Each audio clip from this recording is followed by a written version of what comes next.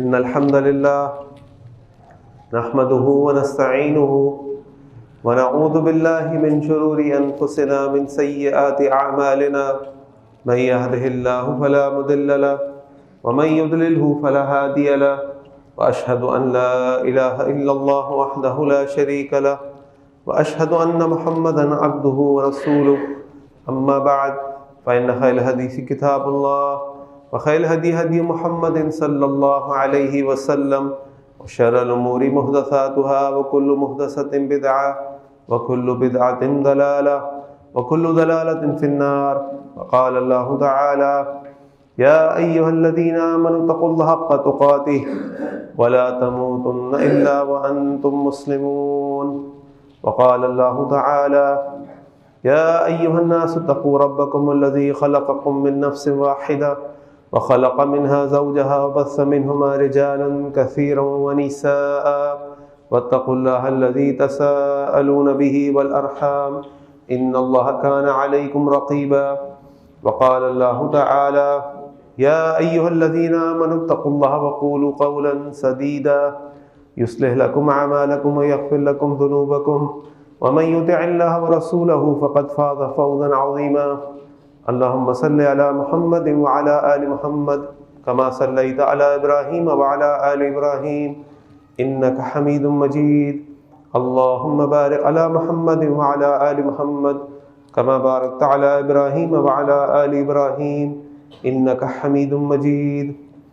وقال النبي صلى الله عليه وسلم تركت فيكم أمرين لن تضلوا ما تمسكتم بهما کتاب اللہ و سنتی رب اشرح لی صدری ویسر لی امری واحلل عقدۃ من لسانی یفقہوا قولی سبحانک لا علم لنا الا ما علمتنا انک انت العلیم الحکیم. اللهم ارنا الحق حقا وارزقنا اتباعه وارنا الباطل باطلا وارزقنا اجتنابه آمین یا رب العالمین. صحیح مسلم میں حضرت سلمان فارسی رضی اللہ عنہ سے ایک روایت ہمیں ملتی ہے. وہ فرماتے ہیں کہ قالوا لنا من المشرکین، مشرکین میں سے کچھ لوگ ہمیں کہنے لگے قد علمکم النبی صلی اللہ علیہ وسلم حتی الخراء، کہ تمہارے نبی تم کو الخراء بھی سکھاتے ہیں. کیونکہ وہ جانتے تھے کہ اللہ کے نبی صلی اللہ علیہ وسلم اپنے صحابہ کو دین کی باتیں سکھاتے تھے، ارکان اسلام سکھاتے تھے، عبادات سکھاتے تھے، معاملات سکھاتے تھے. تو انہوں نے کہا کہ وہ سکھاتے تو ہیں لیکن تمہیں الخراء بھی سکھاتے ہیں. اور الخراء عربی زبان میں کہتے ہیں ایسے کاموں کو جو انسان اپنی رفع حاجت کے لیے باتھ روم کے اندر کرتا ہے.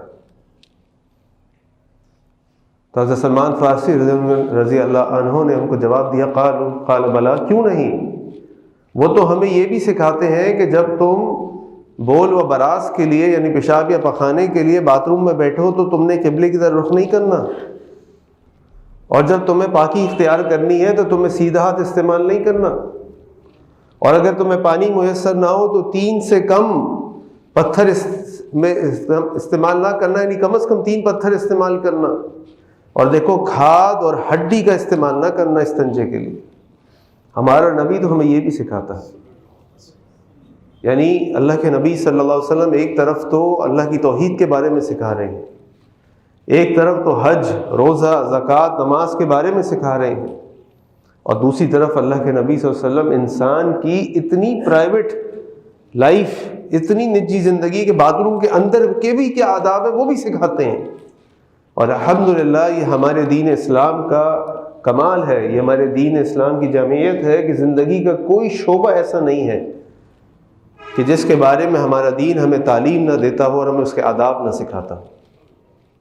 اور انہی میں سے ایک بڑا اہم ادب، ایک بڑا اہم معاملہ میں آپ کے سامنے آج رکھوں گا، کیونکہ آج کل ویسے تو اس معاملے کا روز کی زندگی سے ہمارا تعلق ہے، لیکن آج کل ذرا زیادہ تعلق ہو گیا ہے. اللہ کے نبی اللہ تعالیٰ قرآن کریم میں سورۃ اعراف کی آیت نمبر 131 میں فرماتے ہیں یا بنی آدم، اے آدم کی اولاد، خذوا زینتکم عند کل مسجد، دیکھو تم مسجد کی طرف جب جایا کرو تو اپنی زینت کو اختیار کر لیا کرو. وَكُلُوا، اور پیو، اور کھاؤ، اور وَاشْرَبُوا، اور پیو، ولا تسرفوا، اور دیکھو اسراف نہ کرنا، ان اللہ لا يحب المسرفین، اللہ تعالیٰ اسراف کرنے والوں کو پسند نہیں کرتا۔ امام ابن القیم رحمہ اللہ علیہ فرماتے ہیں کہ اللہ تعالیٰ نے اس آدھی آیت میں، اس سورۃ الاعراف کی آیت نمبر 31 کا جو باقی حصہ ہے، آخری حصہ وَكُلُوا وَاشْرَبُوا وَلَا تُسْرِفُوا، اس آیت کے اندر، اس آدھی آیت میں اللہ تعالیٰ نے جمع اللہ طب کلہ فی نصف الآیہ، اللہ تعالیٰ نے پوری کا پورا جو صحت ہے نا، جو میڈیکل سائنس ہے، وہ اس آدھی آیت کے اندر اتار دی۔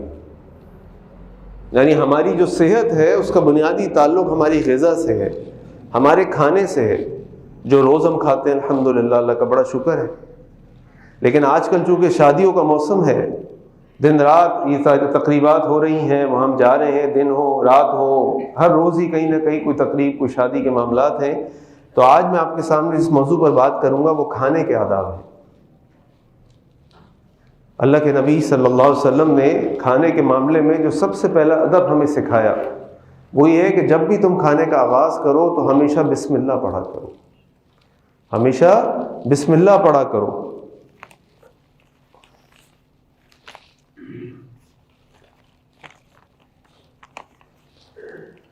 اللہ کے نبی صلی اللہ علیہ وسلم نے ایک حدیث میں فرمایا کہ اذا دخل الرجل بیتہ، جب کوئی شخص اپنے گھر کے اندر داخل ہوتا ہے، ولم یذکر اللہ، اور اللہ کا ذکر نہیں کرتا، قال شیطان، تو شیطان کہتا ہے ادرکتم المبیت، آج اس گھر کے اندر تمہیں رات کو ٹھکانہ مل گیا۔ اور پھر آگے اللہ کے نبی نے فرمایا کہ وَإِذَا، اور جب انسان کھانا کھاتا ہے، وَإِذَا أَكَلَ الرَّجُلُ، جب انسان کھانا کھاتا ہے، لم یذکر اسم اللہ، اور اللہ کا ذکر نہیں کرتا، تو شیطان کہتا ہے ادرکتم المبیت والعشاء، آج کے دن تمہیں اس گھر میں کھانا بھی ملے گا اور ٹھکانہ بھی ملے گا۔ یعنی جب ہم اللہ کا نام لے کر کھانا نہیں کھاتے تو ہمارے کھانے میں ہمارے ساتھ شیطان داخل ہوتا ہے، پھر ہم پریشان ہوتے ہیں، جی کھانے میں برکت نہیں ہے، پیٹ نہیں بھرتا، نیت نہیں بھرتی، صحت خراب ہو رہی ہے، ہاضمہ نہیں ہوتا۔ جب شیطان ہمارے ساتھ کھانا کھائے گا تو وہ کیا کرے گا؟ یعنی جو سب سے پہلا ادب ہے ہمارا وہ ہے بسم اللہ پڑھ کے کھانا کھانا، اللہ کے نام کے ساتھ کھانا کھانا۔ حضرت عمر بن ابی سلمہ رضی اللہ عنہ جو ام سلمہ کے بیٹے تھے اور اللہ کے نبی صلی اللہ علیہ وسلم کے سوتیلے بیٹے تھے، ایک دن اللہ کے نبی صلی اللہ علیہ وسلم کے سامنے کھانا کھانے لگے۔ اللہ کے نبی صلی اللہ علیہ وسلم نے ان کو کہا یا غلام، اے چھوٹے بچے، سم اللہ، دیکھو بیٹا کھانا کھاتے وقت پہلے بسم اللہ پڑھا کرو، وکل بیمینک، اور اپنے سیدھے ہاتھ سے کھایا کرو، وکل مما یلیک، اور اپنے سامنے سے کھایا کرو۔ یعنی دوسرا ادب یہ ہے کہ جب انسان کھانا کھائے تو اپنے سیدھے ہاتھ سے کھائے، الٹے ہاتھ سے نہ کھائے، کیونکہ اللہ کے نبی صلی اللہ علیہ وسلم نے فرمایا کہ تم جب کھانا کھایا کرو تو سیدھے ہاتھ سے کھایا کرو، جب پانی پیا کرو تو سیدھے ہاتھ سے پیا کرو، فإن الشیطان یأکل بشمالہ، کیونکہ شیطان اپنے الٹے ہاتھ سے کھانا کھاتا ہے۔ تو جب ہم الٹے ہاتھ سے کھانا کھاتے ہیں تو ہم اصل میں شیطان کے طریقے سے کھانا کھاتے ہیں، ایک مومن مسلمان کے طریقے سے کھانا نہیں کھاتے۔ تو ہمیشہ یاد رکھیں۔ اچھا کچھ لوگ ہم دیکھتے ہیں کہ وہ لوگ اپنا الٹا ہاتھ زیادہ استعمال کرتے ہیں لکھائی کے لیے اور کاموں کے لیے، ٹھیک ہے، اللہ تعالیٰ نے اگر ان کو اس طرح بنایا ہے یا وہ صلاحیت ان کے الٹے ہاتھ پہ رکھی ہے، ٹھیک ہے، لیکن کھانا سیدھے ہاتھ سے ہی کھانا، کھانا الٹے ہاتھ سے نہیں کھانا۔ تو سیدھے ہاتھ سے اگر کھانا سیکھنا ہے، کیونکہ یہ اللہ کے نبی صلی اللہ علیہ وسلم کا حکم ہے، شیطان کے طریقے کی مخالفت کرنی ہے، تو پھر اس کا طریقہ جو سکھایا جاتا ہے وہ یہ کہ جب ہم کھانا کھائیں تو اپنے ہاتھ کو باندھ لیں، بند کر دیں ہاتھ۔ مشکل ہے لیکن آہستہ آہستہ آہستہ عادت ہو جائے گی۔ کیوں؟ کیونکہ یہ اللہ کے نبی صلی اللہ علیہ وسلم کا حکم ہے۔ کیوں؟ کیونکہ یہ الٹے ہاتھ سے کھانا شیطان کا طریقہ ہے، ہم نے اس سے بچنا ہے، ہم نے ایک طریقہ اختیار نہیں کرنا۔ ایک آدمی آیا اللہ کے نبی صلی اللہ علیہ وسلم کے سامنے اور آپ نے اس کو نصیحت کی کہ دیکھو الٹے ہاتھ سے نہ کھاؤ۔ وہ کہتا ہے میرا ہاتھ کام نہیں کرتا، میں تو الٹے ہاتھ سے کھاؤں۔ اور پھر اللہ کے نبی صلی اللہ علیہ وسلم نے اس بات کا برا منایا تو اس کا سیدھا ہاتھ ہمیشہ کے لیے وہ ہو گیا۔ تو اس پہ ضد نہیں کرنی چاہیے، بلکہ اس بات کو اپنے ذہن میں رکھنا چاہیے کہ ہمیں اپنے الٹے ہاتھ کو استعمال نہیں کرنا، ہم نے کھانا کھاتے وقت اپنے سیدھے ہاتھ کو استعمال کرنا ہے۔ اچھا کچھ لوگ دیکھیں آپ کہ جب وہ پانی پیتے ہیں تو کیسے پانی پیتے ہیں؟ پکڑا الٹے ہاتھ پہ ہوتا ہے کہ انگلی لگا دیتے ہیں، جی میں نے تو سیدھا ہاتھ استعمال کر لیا۔ نہیں، آپ نے کس ہاتھ سے گلاس پکڑا ہوا ہے؟ الٹے ہاتھ سے پکڑا ہوا۔ آپ اس کو آپ کہیں جی میرے ایک ہاتھ میں نوالا ہے، میں کیا کروں؟ بھائی رکھو اس نوالے کو، کیا گھبراہٹ ہے؟ کیا گھبراہٹ ہے؟ یہ اس والے کو کھا لو. لیکن سیدھے ہاتھ سے پکڑنا اور کھانے کا مطلب یہ کہ سیدھے ہاتھ سے پکڑنا اور کھانا، الا یہ کہ اللہ نہ کرے کسی کا سیدھا ہاتھ جو ہے وہ مجبور ہو، اس کے سیدھے ہاتھ میں کوئی ایسی تکلیف ہو کہ وہ وزن نہیں اٹھا سکتا، وہ پکڑ نہیں سکتا، وہ کچھ کر نہیں سکتا، تو ایک الگ بات ہے. تو اللہ تعالیٰ کی طرف سے صحت بھی ہے اور بیماری بھی ہے. لیکن اگر تو اس کے پاس اللہ نے قدرت دی ہے تو وہ اس قدرت کو دانستہ طور پہ استعمال کرے اور سیدھے ہاتھ سے کھانا کھائے. تو پہلا ادب یہ کہ بسم اللہ پڑھی جائے، کیونکہ ایک اور حدیث میں آتا ہے کہ شیطان لیستحل الطعام، شیطان اس کھانے کو اپنے لیے حلال کر لیتا ہے جس کھانے پر اللہ کا نام نہ لیا جائے. اور دوسری بات کہ سیدھے ہاتھ سے کھانا کھایا جائے. تیسرا ادب جو ہمارا دین ہمیں سکھاتا ہے کھانے کے اعتبار سے، وہ یہ ہے کہ جب ہم کھانا کھائیں، پانی پئیں، تو ہم بیٹھ کر کھانا کھائیں، بیٹھ کر پانی پئیں، کھڑے ہو کے نہیں. اللہ کے نبی صلی اللہ علیہ وسلم نے اس کو منع فرمایا. کوئی مجبوری ہے، نیچے گندگی ہے، کوئی ایسی بات ہے تو ایک الگ بات ہے، لیکن کوشش، عادت یہی ہونی چاہیے کہ کھانا بھی بیٹھ کے کھایا جائے اور پانی بھی بیٹھ کے پیا جائے. یہ اللہ کے نبی صلی اللہ علیہ وسلم کا پسندیدہ طریقہ ہے اور اس کی ہمیں کوشش بھی کرنی چاہیے. چوتھی چیز جو ہمارے لیے بڑی اہم ہے وہ یہ کہ اللہ کے نبی صلی اللہ علیہ وسلم نے فرمایا، بلکہ آپ صلی اللہ علیہ وسلم کی عادت تھی کہ رأیت، صحابی فرماتے رأیت رسول اللہ صلی اللہ علیہ وسلم، میں نے رسول اللہ علیہ وسلم کو دیکھا یأکل بثلاث اصابع، آپ صلی اللہ علیہ وسلم 3 انگلیوں سے کھانا کھا رہے تھے. 3 انگلیوں سے. ہم کھانا اگر ہاتھ سے کھا رہے ہوتے ہیں تو کیسے کھاتے ہیں؟ 4 انگلیوں سے یا 5 انگلیوں سے. یہ کھانا کھانے کا کوئی اچھا طریقہ نہیں ہے. جن قوموں کو ہم دیکھتے ہیں نا، ان کی عادت ہے یوں بھر بھر کے کھانا اور ان کی داڑھیوں پہ اور کپڑوں پہ گر رہا ہوتا ہے، تو اس کے پیچھے ایک پوری تاریخ ہے. اور وہ تاریخ یہ ہے کہ ان لوگوں کو کھانے کو نہیں ملتا تھا. جب ان کو کھانے کو ملتا تھا کئی دن کے بعد تو وہ اس طرح بھر بھر کے کھاتے تھے. تو آج ان کا کلچر، یہ ثقافت بن گئی ہے کہ وہ اس طرح کھاتے ہیں. یہ اللہ کے نبی کا طریقہ نہیں ہے. اللہ کے نبی صلی اللہ علیہ وسلم کا طریقہ تو یہ ہے کہ اللہ کے نبی صلی اللہ علیہ وسلم یأکل بثلاث اصابع، 3 انگلیوں سے کھاتے تھے. اور جب انسان 3 انگلیوں سے کھاتا ہے تو اس کے کئی فوائد ہیں. اس کا ایک فائدہ تو یہ ہے کہ وہ کم کھاتا ہے. اس کا ایک فائدہ یہ ہے کہ وہ کم کھاتا ہے، وہ زیادہ نہیں کھاتا. اور یہ بھی کھانے کا ایک ادب ہے کہ اللہ کے نبی صلی اللہ علیہ وسلم فرمایا کہ ان الکافر، کہ بے شک کافر، یأکل، وہ کھانا کھاتا ہے 7 آنتوں سے. وَإِنَّ الْمُؤْمِنَ، اور جو مومن کھانا کھاتا ہے، یأکل فی مِعًا واحد، 1 آنت سے. اس کا کیا مطلب ہے؟ اس کا مطلب سمجھانے کے لیے آپ کو ایک اور حدیث سناتا ہوں. اللہ کے نبی صلی اللہ علیہ وسلم نے فرمایا کہ بدترین برتن جو انسان بھرتا ہے، بدترین برتن جو انسان بھرتا ہے وہ اس کا پیٹ ہے. اور اس پیٹ کو، اس کمر کو سیدھا رکھنے کے لیے، اپنی کمر کو سیدھا رکھنے کے لیے اللہ کے نبی صلی اللہ علیہ وسلم فرمایا کہ لقیمات، کچھ لقمے بھی کافی ہیں.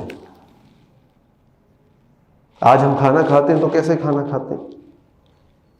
بھر بھر کے کھاتے ہیں، پیٹ بھر کے کھاتے ہیں، اتنا کھاتے ہیں کہ ہمیں پتہ بھی نہیں چلتا. حضرت ابن عمر رضی اللہ عنہ کی عادت تھی، حضرت عبداللہ ابن عمر کی، کہ جب تک ان کے ساتھ کوئی مسکین کھانا نہیں کھاتا وہ کھانا نہیں کھاتے تھے. تو ایک دفعہ روایت میں آتا ہے کہ ان کے پاس ایک شخص کو لایا گیا اور اس نے بہت کھانا کھایا.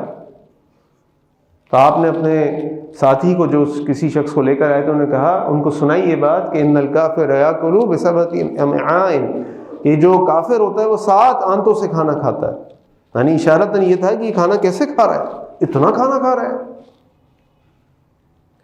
تو اللہ کے نبی صلی اللہ علیہ وسلم فرمایا کہ بدترین برتن وہ ہے جو تم اپنے پیٹ میں بھرتے ہو، یعنی پیٹ میں، پیٹ یہ بدترین برتن ہے، میں بطنی ہی.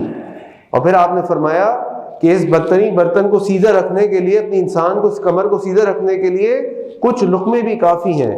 اور پھر آپ نے فرمایا کہ اگر تمہارا کھانے کا بہت دل چاہے، بہت دل چاہے، تو پیٹ کا 1/3 کھانے کے لیے رکھو، پیٹ کا 2/3 پانی کے لیے رکھو، اور پیٹ کا 3/3 ہوا کے لیے رکھو.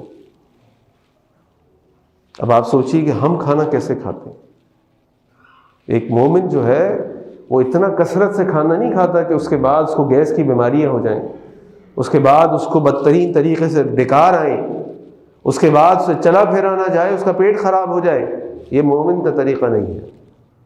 مومن کا طریقہ یہ ہے کہ وہ اپنی بھوک سے کم کھاتا ہے، وہ ہلکا اور کم کھاتا ہے، کیونکہ اس کو یہ فکر ہوتی ہے کہ اگر میں بیمار ہو جاؤں گا، اگر میں اس فجر کی نماز میں سوتا رہ جاؤں گا تو میری نماز نکل جائے گی، میں بیمار ہو جاؤں گا، میں اللہ کی عبادت سے محروم ہو جاؤں گا، میں بیمار ہو جاؤں گا تو میں زندگی میں جو میرا مقصد ہے آگے بڑھنے کا، میں کیسے بڑھوں گا؟ میں تو ہر وقت ڈکار اور پیٹ اور گیس بیماری میں مبتلا ہو جاؤں گا۔ اسی لیے تو اللہ تعالیٰ نے فرمایا نا وَكُلُوا وَاشْرَبُوا وَلَا تُسْرِفُوا، کھاؤ اور پیو، کھانا پینا منع نہیں ہے، وَلَا تُسْرِفُوا، دیکھو اسراف نہ کرنا۔ اور اسراف کا عام معنی ہم جانتے ہیں نا کیا ہے؟ اسراف کا عام معنی یہ ہے کسی بھی چیز جگہ پہ اس کی ضرورت سے زیادہ خرچ کرنا۔ کھانے پینے میں اسراف کیا ہے؟ کہ ضرورت سے زیادہ کھانا کھانا۔ ہمیں ضرورت سے زیادہ کھانا نہیں کھانا، ہمیں اتنا کھانا کھانا ہے کہ ہم کھانے کو بھی انجوائے کریں، اپنا پیٹ بھی بھریں، لیکن اتنا نہیں کہ کل ہمیں ڈکاریں آئیں، بیماری ہو جائیں، ہم پریشان ہو جائیں، کولیسٹرول کی بیماری، یہ بیماری۔ اس کا بہت بڑا تعلق ہمارے غذا اور غذا کی مقدار سے ہوتا ہے۔ تو کھانے کے آداب میں سے ایک ادب کہ اللہ کے نبی صلی اللہ علیہ وسلم 3 انگلیوں سے کھانا کھاتے تھے، اور جب انسان 3 انگلیوں سے کھانا کھاتا ہے تو کم کھاتا ہے، کیونکہ کھا کے انگلیاں استعمال کر کے تھک جاتا ہے، وہ کتنا کھائے گا۔ پھر ایک اور ادب جو شریعت ہمیں سکھاتی ہے وہ یہ ہے کہ اللہ کے نبی صلی اللہ علیہ وسلم فرمائے اذا اکل احدکم، جب تم میں سے کوئی شخص کھانا کھا لے، فلا یمسح یدہ، تو دیکھو وہ اپنے ہاتھ نہ دھوئے، صاف کرے، حتی یلعقھا او یلعقھا، یہاں تک کہ وہ اپنی انگلیوں کو چاٹ لے یا اپنی انگلیوں کو چٹوا لے۔ یعنی جب ہم کھانا کھاتے ہیں تو کھانا کھانے کا معنی یہ ہے کہ کھانا کھانے کے بعد جو ہماری انگلیوں میں کھانا لگا ہے، اللہ کے نبی صلی اللہ علیہ وسلم فرما رہے ہیں کہ اس کو چاٹ لو، کیونکہ آج سائنس ہمیں بتاتی ہے کہ جب انسان کھانا کھانا شروع کرتا ہے، اس کے ہاتھوں میں کھانا لگتا ہے تو اس کی انگلیوں سے ایسی چیزیں اللہ تعالیٰ پیدا کرنا شروع کر دیتا ہے کہ جب اس کے پیٹ میں جاتی ہیں تو اس سے اس کا ہاضمہ بہتر ہوتا ہے۔ اور اللہ کے نبی فرما رہے ہیں حتی یلعقھا، وہ اپنی انگلیوں کو چاٹ لے، او یلعقھا، یا کسی کو چٹوا لے۔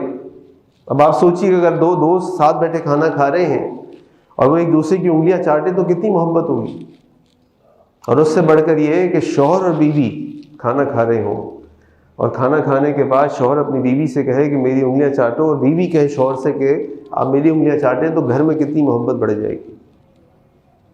آپ دیکھیے ہمارا دین کس طریقے سے اس اخوت کو، اس محبت کو آگے بڑھاتا ہے، اور ہمیں اللہ تعالیٰ کی نعمتوں کی قدر کرنے کی توفیق عطا فرماتا ہے۔ اس کے بعد اللہ کے نبی صلی اللہ علیہ وسلم نے ایک اور ادب ہمیں سکھایا کہ اذا سقطت لقمۃ احدکم، اگر تم میں سے کسی کا لقمہ کھانا کھاتے وقت گر جائے تو ہم کیا کرتے ہیں؟ ہماری ویسے عام عادت کیا ہے کہ اگر کھانے کا لقمہ گر جائے تو ہم اس کو سائڈ پہ رکھ دیتے ہیں، بچوں کو منع، بیٹا نہیں گر گیا اس کو مت کھاؤ۔ آپ سنیے اللہ کے نبی کیا فرما رہے ہیں، آپ فرما رہے ہیں اذا سقطت لقمۃ احدکم، اگر تم میں سے کسی کا کھانے کا لقمہ گر جائے، فلیمطل اغا، تو اس لقمے میں سے وہ جو چیز ہے نا، فلیمطل اغا عنہا، اس میں جو چیز، جو مٹی لگ گئی ہے، کوئی ایسی چیز لگ گئی ہے، اس کو ہٹا لو، صاف کر لو اگر وہ صاف ہو سکتی ہے، اور پھر اس کو کھا لو۔ فإنکم لا تدرون، کیونکہ تم نہیں جانتے، فی ای طعامکم تکون البرکہ، کہ تمہارے کھانے کے کس حصے میں برکت ہے۔ یہ تو بات ہو گئی اس لقمے کی جو گر گیا۔ اب ذرا تصور کیجئے اس کھانے کی جو ہم اپنی پلیٹوں میں چھوڑ کے ضائع کرتے ہیں۔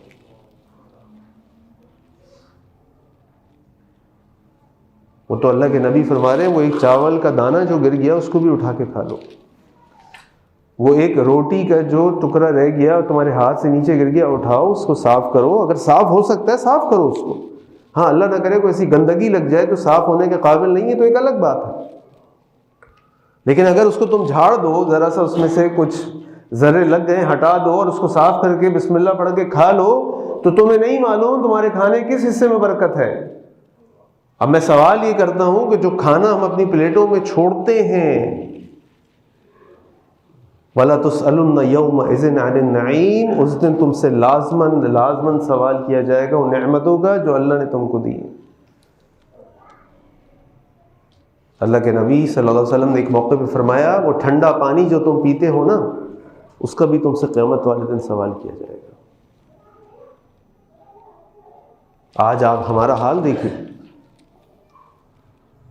آج آپ تقریبات میں جا کر دیکھیے،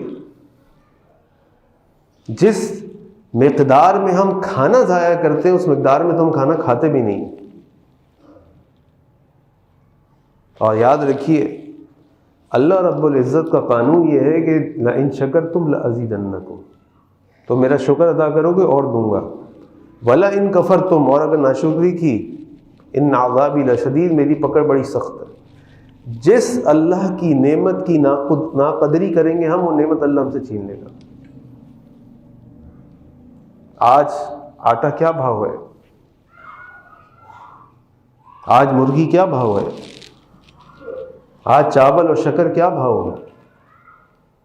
اللہ رب العزت نے ہمیں وہ خطہ دیا تھا کہ یہ ساری چیزیں ہم دنیا کو کھلاتے تھے،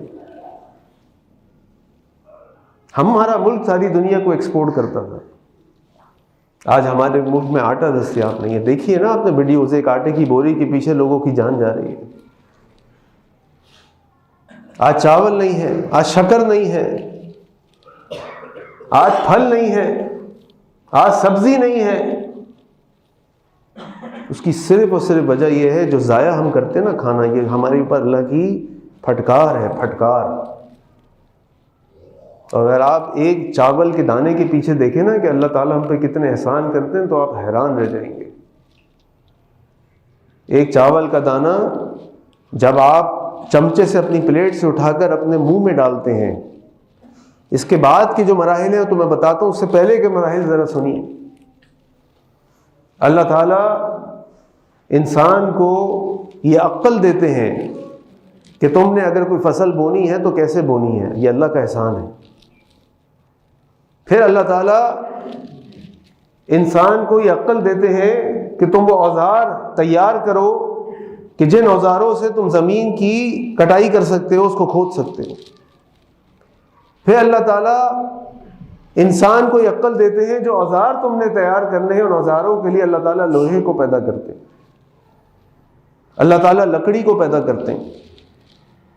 اللہ تعالیٰ انسان کو عقل دیتے ہیں کہ اس لوہے اور لکڑی کے امتزاج سے پھاوڑا نکالو اور کھدائی کرنے کے اوزار بناؤ۔ پھر اللہ تعالیٰ انسان کو عقل اور سمجھ دیتے ہیں کہ اس لکڑی کو کاٹنا کیسے ہے، اس کی طاقت دیتے ہیں۔ پھر وہ مشینیں تیار کرنے کے لیے اللہ تعالیٰ انسان کو عقل سکھاتے ہیں کہ کس مشین میں تم ایسی لکڑی تیار کرو گے جو تمہارے ہاتھ میں اس طریقے سے اس کی گرفت آ جائے کہ تم اس کو پکڑ سکو۔ پھر اللہ تعالیٰ ان مشینوں کو تیار کرنے کے لیے پوری ایک دنیا کی سائنس چلاتے ہیں۔ اس کے بعد لوہا، اس کو تیار کرنے کے لیے اس سانچے میں، اس سانچہ بنانے کی ٹیکنالوجی انسان کو سکھاتے ہیں۔ اس ٹیکنالوجی کو استعمال کرنے کے لیے اللہ تعالیٰ پتہ نہیں اپنی کتنی مخلوقات کو استعمال کرتے ہیں۔ اس سے وہ پھاوڑا بنتا ہے، اس سے وہ کلہاڑا بنتا ہے جس سے انسان اس زمین کو کھودتا ہے۔ پھر اس زمین کو کھودنے کے بعد اللہ تعالیٰ انسان کو عقل دیتے ہیں کہ تم اس میں چاول کے دانے ڈالو۔ وہ چاول کے دانے ڈالتا ہے۔ اس کے بعد اللہ تعالیٰ اس مٹی کو حکم دیتے ہیں کہ تم اس کو پکاؤ، اس کو تیار کرو۔ اللہ تعالیٰ سورج کو حکم دیتے ہیں اس پہ اپنی شعاؤں کو برساؤ۔ اللہ تعالیٰ آسمان کو حکم دیتے ہیں کہ بارش کو برساؤ۔ اور ساری چیزیں ایک خاص توازن سے اللہ تعالیٰ نازل فرماتے ہیں۔ اس کے بعد اس زمین سے چاول کے دانے پھوٹنا شروع ہوتے ہیں۔ پھر اللہ تعالیٰ ایک پوری دنیا کو ایک سائنس کے اوپر لگاتے ہیں جس سے وہ مشین بناتا ہے کہ وہ جو چاول کے دانے ہیں اس کو نکالا جائے، زیادہ سے زیادہ اس میں سے چاول کو بچایا جائے اور کم سے کم وہ چاول ضائع ہو۔ وہ پوری ایک سائنس ہے۔ پھر اللہ تعالیٰ انسان کو عقل دیتے ہیں کہ اس چاول کو تم نے بوری میں ڈالنا ہے۔ اس بوری کے لیے اللہ تعالیٰ پوری ایک اور پوری دنیا کو، خلقت کو استعمال کر کے اس بوری کو تیار کرواتے ہیں۔ پھر ان کھیتوں سے، ان فصلوں سے وہ بوریوں میں چاول ڈلتا ہے۔ پھر اللہ تعالیٰ پوری گاڑی بنانے کی انڈسٹری کو کریٹ کرتے ہیں، تیار کرتے ہیں کہ انسان کی گاڑی وہاں جائے اور انسان کو گاڑی سکھانا چلاتے ہیں، اس گاڑی کے پیچھے سوچئے ٹائر ہے، روڈ ہے، انجن ہے، تیل ہے، اور پتہ نہیں کیا کیا ہے۔ وہ گاڑی اس کھیت کھلیان تک جاتی ہے، وہاں سے اس بوری کو اٹھاتی ہے، اس بوری کو اٹھا کر منڈی پہ لاتی ہے، آرتی کے پاس، وہ آرتی کی ایک پوری دنیا ہے۔ وہاں سے وہ جاتا ہے گوداموں میں، گوداموں کی پوری دنیا ہے۔ وہاں سے وہ جاتا ہے ہول سیل میں، وہاں کی پوری دنیا ہے۔ وہاں سے وہ جاتا ہے ریٹیل میں، وہاں کی پوری دنیا ہے۔ اور وہاں سے کوئی باورچی اس کو خریدتا ہے یا گھر والا اس کو خریدتا ہے، خرید کے اپنے گھر لے کر آتا ہے۔ پھر اللہ تعالیٰ گیس کو پیدا کرتے ہیں، اللہ تعالیٰ ان مسالوں کو پیدا کرتے ہیں، اللہ تعالیٰ اس گھی اور تیل کو پیدا کرتے ہیں۔ اس گھی اور تیل کو پیدا کرنے کے لیے بھی اللہ اس پوری خلقت کو استعمال کرتے ہیں۔ کس لیے؟ تاکہ میرے زبان پہ وہ مزیدار لذیذ چاول کا دانہ آ جائے اور مجھے سکون ملے۔ اس کے بعد اللہ تعالیٰ انسان کو اس چاول کو پکانے کے طریقے سکھاتے ہیں اور 10 طریقے سکھاتے ہیں۔ تو چاول کو بنانے کے لیے آپ کو ایک پتیلی چاہیے ہوتی ہے، وہ بھی پوری سائنس ہے۔ اس پتیلی سے چاول نکالنے کے لیے آپ کو چمچے چاہیے، وہ بھی ایک سائنس ہے۔ اس چمچوں سے پلیٹوں میں ڈالنا ہے، پلیٹیں بنانا بھی ایک سائنس ہے۔ اور پھر ان پلیٹوں سے آپ کے سامنے ٹیبل یا دسترخوان پہ رکھا جاتا ہے، وہ بھی ایک سائنس ہے۔ وہاں پہ وہ چاول آپ کے سامنے رکھا جاتا ہے، پھر اس چاول کو کچھ کو ہم نیچے گراتے ہیں، کچھ کو ہم پلیٹوں میں چھوڑ دیتے ہیں، کچھ کو ہم بغیر بسم اللہ پڑھے اپنے پیٹوں میں اتار لیتے ہیں، بغیر سیدھے ہاتھ سے کھاتے ہوئے۔ پھر آپ سوچئے کہ اس ایک چاول کے دانے کے پیچھے اللہ تعالیٰ نے اپنی کتنی مخلوقات کو استعمال کیا ہے کہ وہ چاول کا دانہ آپ کے منہ کے اندر آ جائے اور آپ کو ذائقہ دے، اور پھر اس چاول کے دانے کو ہم ضائع کر دیں۔ تو اللہ رب العزت کو کیسا لگتا ہوگا کہ میرا بندہ کتنا ناشکرا ہے، کتنا بے قدرہ ہے، اس کو میری نعمتوں کا احساس نہیں ہے۔ اور یہ تو میں نے ابھی آپ کو وہ مرحلے بتائے جو مرحلے آپ کی زبان تک پہنچنے کے، اس کے بعد جو زبان سے پیٹ کے اندر جانا ہے، وہ پورا جو ہاضمے کا سسٹم ہے، پھر فضلہ بن کے باہر نکلنا ہے، اس میں ذرا سا بھی خلل آ جائے، ذرا سا بھی، انسان کی چیخیں نکل جاتی ہیں، وہ اسپتال پہنچ جاتا ہے۔ اب جب انسان اللہ کی نعمتوں کی ناقدری کرے گا، اس ادب سے کھانے کو نہیں کھائے گا کہ وہ اللہ کی اس کھانے کی برکت سے فائدہ اٹھا لے، اس کو ایک متوازن مقدار میں کھا لے، تو مجھے بتائیے کہ پھر صحت کا کیا حال ہوگا ہمارا؟ پھر ہم کتنے بڑے ناشکرے اللہ تعالیٰ کے، ان عذابی لشدید کے مستحق بنیں گے کہ نہیں بنیں گے؟ اور اس میں ہم سب شامل ہیں، اس میں ہم سب شامل ہیں۔ ہمارے استاد کہتے ہیں کہ اگر تم نے کسی کے کھانے کا، کسی کے اسلام کو دیکھنا ہے نا، جب وہ کھانا کھاتا ہے تو اس کی پلیٹ کو دیکھ لیا کرو، جب کھانا ختم کرتا ہے تو پھر اس کی پلیٹ کو دیکھ لیا کرو، وہ کتنا کھانا ضائع اور چھوڑ کے گیا۔ اس سے ہماری اللہ کی شکر اور ہماری عاجزی کا اظہار ہوتا ہے کہ ہم اپنا کھانا کیسے کھا رہے ہیں اور اپنے کھانے کو کیسے صاف کر رہے ہیں۔ اس سے ہمارے فخر کا اظہار نہیں ہوتا کہ ہم نے کتنا کھانا ضائع کر دیا، اس سے ہماری ناشکری ظاہر ہوتی ہے، اس سے ہماری اللہ تعالیٰ کی نعمتوں کی بے قدری ظاہر ہوتی ہے۔ اللہ تعالیٰ ہمیں اس سے بچائے اور ہمیں کھانے کے آداب سکھائے اللہ تعالیٰ۔ اس کے بعد جب ہم کھانا کھا لیں تو کھانے کے بعد کی دعا، وہ دعا ہمیں یاد نہیں ہوتی۔ الحمدللہ الذی اطعمنی ھذا ورزقنی من غیر حول منی ولا قوة۔ اللہ شکر آپ کا کہ آپ نے ہمیں کھانا کھلایا، آپ نے ہمیں پانی پلایا، بغیر اس کے ہمارے پاس کوئی قوت نہیں تھی کہ ہم اس کھانے کو حاصل کر لیتے، اس کھانے کو کھا لیتے۔ اور ابھی بھی اللہ آپ پہ ہی ڈیپینڈنٹ ہے نا کہ کھانا ہضم بھی ہو جائے۔ اور پھر جب آپ کو کوئی کھانا کھلائے تو یہ اس کا حق ہے کہ آپ اس کے لیے دعا کریں۔ کھانا کھاتے ہیں اور کھانا کھانے کے بعد اس میزبان کے لیے دعا بھی نہیں کرتے، کیونکہ ہمیں دعا یاد ہی نہیں ہے۔ اور اللہ کے نبی صلی اللہ علیہ وسلم نے اتنی خوبصورت دعائیں سکھائیں کہ جب تم اپنے میزبان کے لیے دعا کرو، اللہم بارک لہم فیما رزقتہم واغفر لہم وارحمہم، اے اللہ اس کے رزق میں برکت دے، اللہ اس کو معاف فرما دیجئے، اللہ اس پر رحم فرما دیجئے۔ افطر عندکم الصائمون واکل طعامکم الابرار وصلت علیکم الملائکہ، اس کے لیے دعا کریں روزے دار تمہارا کھانا کھائیں، فرشتے تم پر سلام بھیجیں۔ کتنی خوبصورت دعائیں ہیں، یہ دعائیں ہمیں یاد ہونی چاہیے۔ اور ایک اور چیز اللہ کے نبی صلی اللہ علیہ وسلم نے جو بڑا اہم ادب ہمیں سکھایا، وہ یہ کہ حدیث میں آتا ہے کہ ما آبا رسول اللہ صلی اللہ علیہ وسلم طعاما قط، اللہ کے نبی صلی اللہ علیہ وسلم نے کبھی کسی کھانے میں عیب نہیں نکالا. اور امام نووی رحمہ اللہ علیہ فرماتے ہیں اس کھانے کے عیب نکالنے کے بارے میں کہ کھانے میں عیب نکالنے کی مثال یہ ہے کہ کوئی شخص کھانا کھائے اور یہ کہے کہ اس میں نمک تیز تھا، اس میں نمک کم تھا، اس کا سالن پتلا تھا، اس کا سالن گاڑھا تھا، اس کا گوشت گلا ہوا تھا، اس کا گوشت گلا ہوا نہیں تھا. یہ کھانے میں عیب نکالنا ہے، یہ کھانے میں عیب نکالنا ہے. اللہ نے کھانا کھلا دیا، اللہ تیرا شکر ہے الحمدللہ. کتنے لوگوں کو اس دنیا میں کھانا نصیب نہیں ہے، کتنے لوگوں کے پاس اتنے لذیذ کھانے نہیں ہیں. اللہ تیرا شکر ہے. اللہ کے نبی صلی اللہ علیہ وسلم اپنے گھر آتے تھے، پوچھتے تھے کچھ کھانے کو ہے، یا ان کے سامنے سرکہ پیش کر دیا گیا. آپ نے فرمایا اس گھر میں فقر ہو ہی نہیں سکتا جس گھر میں سرکہ موجود ہو. سرکہ کھا سکتے ہیں. اور آپ فرماتے تھے نعم العظام والخل، نعم العظام والخل، کتنا خوبصورت، کتنا اچھا سالن ہے، کتنا اچھا سالن ہے. آج جو کھانے میں ہمیں سلاد کے طور پہ چیزیں پیش کی جاتی ہیں نا، جس میں کبھی زیتون ہوتے ہیں، کبھی کھجور ہوتے ہیں، کبھی یہ اللہ کے نبی صلی اللہ علیہ وسلم کا مین کورس ہوتا تھا، یعنی اصل کھانا ہوتا تھا. یہ اللہ کے نبی صلی اللہ علیہ وسلم کے کھانے سے پہلے اور بعد کی چیزیں نہیں تھیں، یہی کھانا ہوتا تھا. کھجور کھائی الحمدللہ، زیتون کھایا اللہ تیرا شکر الحمدللہ، سوکھی روکھی روٹی آ گئی اللہ تیرا شکر الحمدللہ. یہ کھانے کے آداب ہیں جو ہمارا دین ہمیں سکھاتا ہے. اللہ تعالیٰ سے دعا ہے کہ اللہ تعالیٰ ہمیں اپنے ان آداب کو دین کے آداب کو سیکھنے کی توفیق عطا فرمائے. اللہ تعالیٰ ہمیں اللہ کے نبی صلی اللہ علیہ وسلم کی سنتوں کے مطابق زندگی گزارنے کی توفیق عطا فرمائے. آخر دعوانا الحمدللہ رب العالمین. الحمدللہ رب العالمین والصلاة والسلام علی سید الانبیاء المرسلین. اما بعد،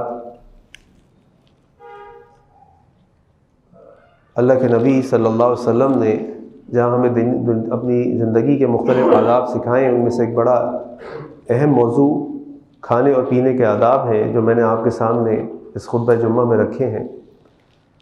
اور وہ آداب میں سے پہلا ادب بسم اللہ پڑھ کے کھانا، دوسرا ادب سیدھے ہاتھ سے کھانا، تیسرا ادب بیٹھ کر کھانا، چوتھا ادب اپنے سامنے سے کھانا، پانچواں ادب 3 انگلیوں سے کھانا، چھٹا ادب کھانے کو ضائع نہ کرنا، ساتواں ادب کوئی لقمہ گر جائے تو اس کو اٹھا لینا، آٹھواں ادب کبھی کھانے میں کوئی عیب نہ نکالنا، نواں ادب کم کھانا، بھوک سے کم کھانا. اور اس طرح اور بھی کچھ چیزیں میں نے آپ کے سامنے رکھی ہیں. اللہ تعالیٰ سے دعا ہے کہ اللہ تعالیٰ ہمیں ان آداب پر عمل کی توفیق عطا فرمائے. اور ایک بڑا اہم ادب یہ بھی ہے کہ جب کسی کو دعوت دی جائے تو جس کو دعوت دی گئی ہے صرف اسی کو دعوت دی گئی ہے. وہ اپنے ساتھ اور لوگوں کو اگر لے کر آنا چاہتا ہے تو اس کے لیے ضروری ہے کہ پہلے میزبان سے اجازت لے کہ میں ان صاحب کو، اپنے بھائی کو، بچے کو، دوست کو لانا چاہتا ہوں، اگر آپ کی اجازت ہو تو میں لے آؤں. یا تو اس نے دعوت دی آپ کو کہ اپنے گھر والوں کے ساتھ آئیے تو ایک الگ بات ہے، لیکن اس سے خالی آپ کو دعوت دی ہے تو وہ آپ کو دعوت دی ہے، آپ کے خاندان کو دعوت نہیں دی، آپ کے پڑوسیوں کو دعوت نہیں دی، آپ کے محلے والوں کو دعوت نہیں دی. تو اگر جب ایسا ہوتا ہے تو پھر معاملات، توازن کھانے کا سب چیزوں کا خراب ہو جاتا ہے. تو یہ بھی ایک بڑا اہم ادب ہے کہ جب آپ کو دعوت دی جائے تو آپ ہی کی دعوت ہے. اگر آپ کسی اور کو لے جانا چاہتے ہیں کسی بھی وجہ سے تو پہلے ان سے اجازت لیجئے اور اس کے بعد اس شخص کو اپنے ساتھ لے کر جائیے اس دعوت کے اندر.